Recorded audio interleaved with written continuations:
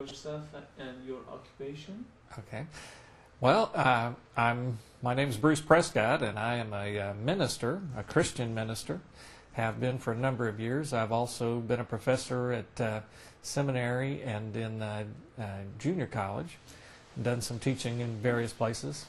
I have a family. I've got a wife and 2 children. My children are both grown and graduated from college and married.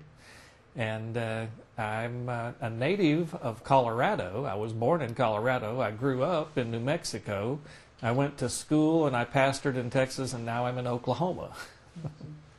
What was your first impression about Turkish people and Turkey before you met IID volunteers? Well, I had no impression. It was a place that was on a map. Many of the kinds of biblical places I knew were in Turkey, but I had no knowledge of the country, the people of the country. Never met anybody, honestly, that I know from Turkey before I met Orhan, I believe. And so I just had a kind of a blank slate there, except for historical kinds of times and places. And have you ever had a hesitation invitation? Have your friends reacted to your trip at all? Most of my friends have been envious, particularly when I come back and I show them the pictures of places like Perga and Ankara and Istanbul. Actually all the pictures places that we went were just breathtaking in the beauty. The land is beautiful, the buildings and the people. So most of my friends are envious. Many of them have thought this is a really interesting place. And did you have any hesitation at all, like before going to Turkey?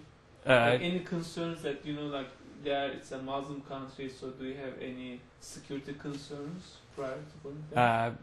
Well, I think that as an ordinary American, knowing what the times in which we live, that is going to cross your mind. I was not concerned about that, mainly because I'd met Orhan, and also because I had met Mohammed Chetin earlier back in May, and then I knew Tom and Barbara Boyd, and they had been, and I saw pictures from them and had seen some other things, so I felt like that this was probably a good country, and also knowing that it was part of NATO, I think that helped as well. Nice. If you haven't met with these beautiful people, would you be more hesitant to go? Yes, that'd be true. Had I not met Orhan or Muhammad, or had known that Tom and Barbara had recently been there. I think my father-in-law had been there years and years ago, but the world's changed a lot since the time when my father-in-law had been there. So someone who'd been there very recently, I think that helped. And what did strike you the most? What struck me the most? Well, I guess it was because it was the very first time that we had been there. I was just absolutely stunned by the beauty of Ankara, I believe it was, where you had the ocean on one side, the mountains on the other, and we had the orange groves as we drove down the highway. It was incredible to put all of those in one place. I've never seen anything like it. So the beauty of the land was the first thing that struck me. And then once you got to Istanbul and went to the Hagia Sophia and to the Blue Mosque, which I had seen in pictures, that was incredible as well. It's hard to name one because Perga was very interesting. I missed Ishmir, but it was just absolutely incredible, the entire trip. How about the people? What do you think about the Turkish people, or the last impression? Well, now I think probably the deepest impression that was left with me was with the people that were there in Turkey. They were very friendly and cordial, generous. I never felt threatened at any time. I always felt welcomed. Gracious people.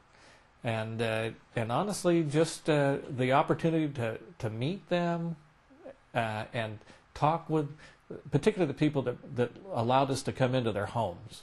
to meet them and to talk with them, sit at their table, and then just share a discussion back and forth was in most meaningful part of that trip, and one that I'll never forget. What did you feel when you share food with the host families? When you sit with them, what are the things that affected you the most, and what was your personal feelings about that? Well, it was just the opportunity to meet people that were Muslims who expressed a genuine faith and spirituality. There was no hostility whatsoever. There was this concern to have dialogue, understanding between people, to share deeply the regard that we have for one another, and to compare faiths.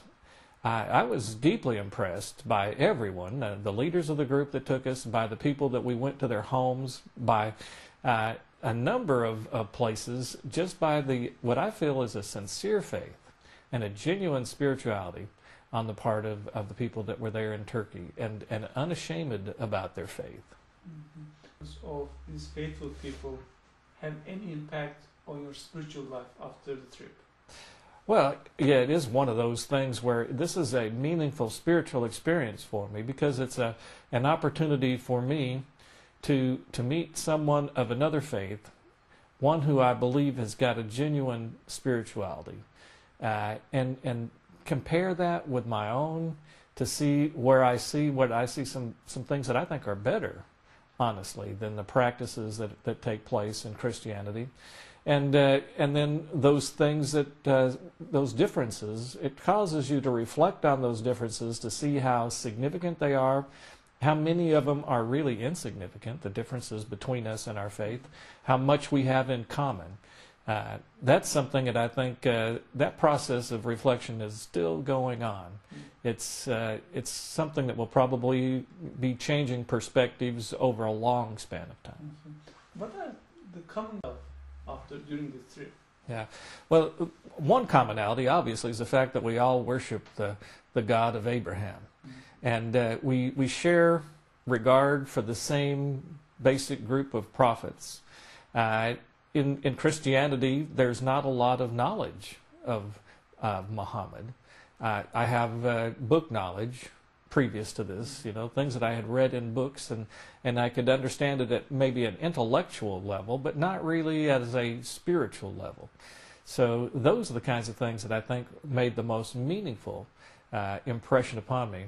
And the things that we share in common, I suspect more than anything else, is the deep concern that the people in Turkey have, as well as Americans have, that we live together in peace, that we find a way that we can communicate and respect one another's differences, and also just what I would call a deep and abiding sense of conscience.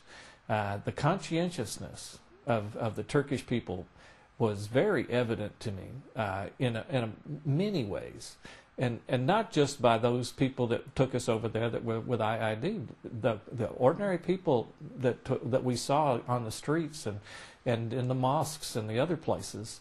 There's a deep conscientiousness and spirituality that I see reflected there, that I think is something that is admirable, and something that we share at a most fundamental level. Though sometimes I think it's more obvious in Turkish people than perhaps in Americans. And what was the first thing in mosques? What was the impression on you? Well, my biggest impression there was the equality of the races. If there's a real downfall of American Christianity, it's not all Christianity, it's American Christianity, is that we're so segregated ethnically. Many times we're maybe segregated in terms of class. In our churches, but a lot of times you see that there are Hispanic churches, and there are Asian churches, and there are Anglo churches and African American churches. Rarely do we have an opportunity where we see all the people of different ethnic groups and races together in one place, worshiping together and united, and that's common. I think that's the most striking thing, the most common thing about the worship that's inside the mosques.